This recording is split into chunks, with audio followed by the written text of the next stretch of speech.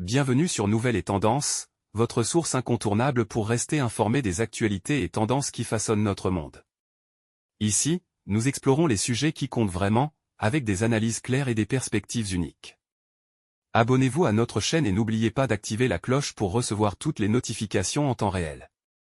Rejoignez-nous et restez toujours à jour avec les informations qui font la différence. La guerre en Ukraine, les informations connues sur le nouveau missile expérimental tiré par la Russie, que Vladimir Poutine affirme vouloir fabriquer en série. Le président russe a déclaré vendredi que ce missile, nommé Oreknik, était incomparable dans l'arsenal de ses adversaires. Selon les services de renseignement ukrainiens, il est soupçonné d'avoir plusieurs charges nucléaires en même temps. Une nouvelle arme dans l'arsenal russe. Jeudi 21 novembre, Vladimir Poutine a déclaré qu'un nouveau missile de moyenne portée avait été tiré contre une usine d'armement ukrainienne. Un modèle jusqu'alors inconnu, dit « expérimental », mais dont il a exigé vendredi la mise en production en série.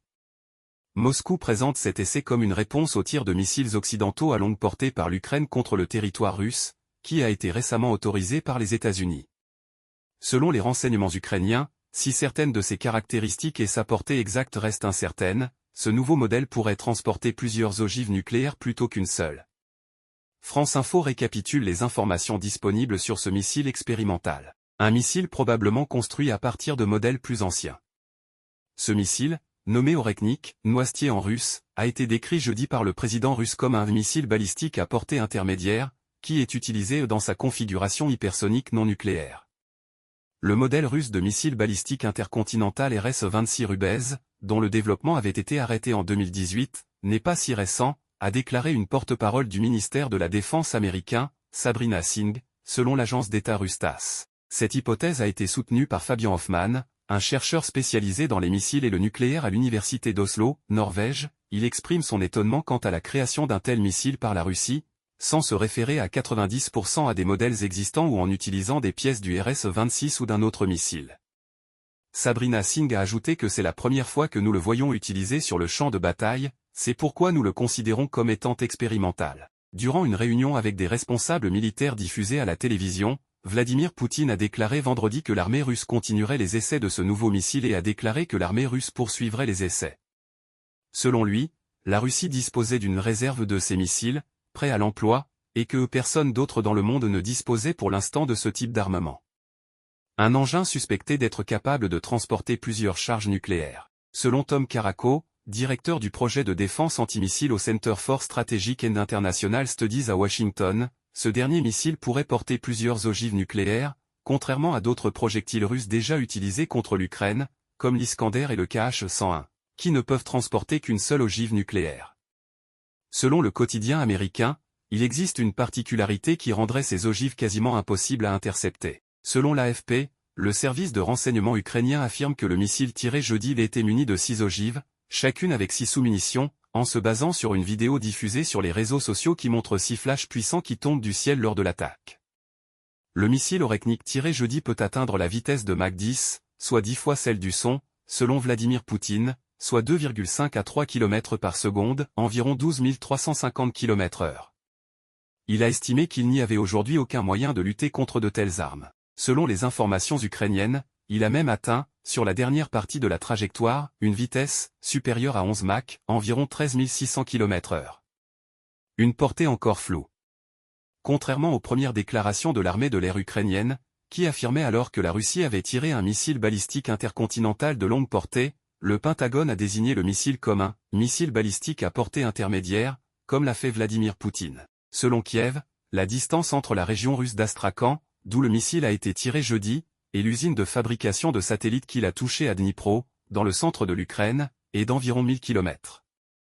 Le rayon de portée des missiles à portée intermédiaire varie de 3000 à 5500 km, tandis qu'un projectile intercontinental peut dépasser cette capacité. Selon Pavel Podvig, chercheur à l'Institut des Nations Unies pour la recherche sur le désarmement à Genève, un missile à portée intermédiaire pourrait théoriquement atteindre presque toute l'Europe et des cibles sur la côte ouest des États-Unis, selon une interview accordée aux médias russes Ostorozno Novosti.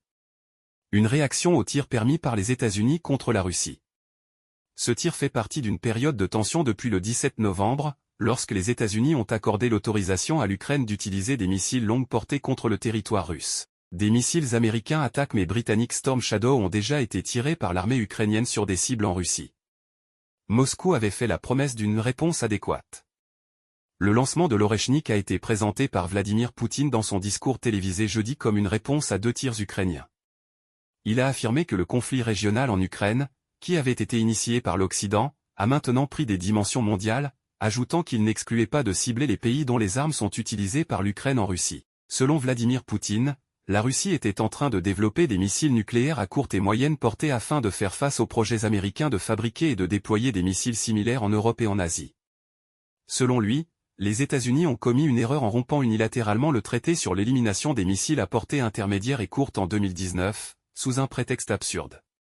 En 2019, sous le premier mandat de Donald Trump, les États-Unis avaient retiré cet accord, accusant la Russie de ne pas le respecter. Sur X, le président ukrainien Volodymyr Zelensky a critiqué jeudi une preuve supplémentaire que la Russie ne souhaite absolument pas de paix, soulignant que Vladimir Poutine est le seul responsable de ce conflit qui dure depuis plus de 1000 jours. Vendredi, il a sollicité de nouvelles technologies de défense antiaérienne auprès de ses alliés, le type de technologie capable de préserver des vies face à de nouveaux dangers.